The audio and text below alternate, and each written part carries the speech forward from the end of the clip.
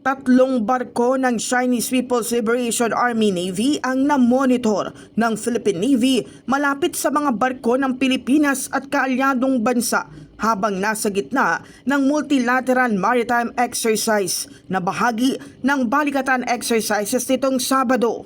Ayon kay Philippine Navy spokesperson Captain John Percy Alcos, namataan ang mga barko sa layong 60 nautical miles sa kanluran ng Palawig, Zambales. Kabilang sa namonitor ang isang Jiangkai II class frigate na may bow number 579, isang barko na may bow number 500 at isang Dongjiao II class auxiliary surveillance ship na may bow number 797. Gihit ng Philippine Navy na ipagpatuloy ng maayos at walang abala ang mga aktibidad sa pagsasanay sa kabila ng presensya ng mga Chinese vessels.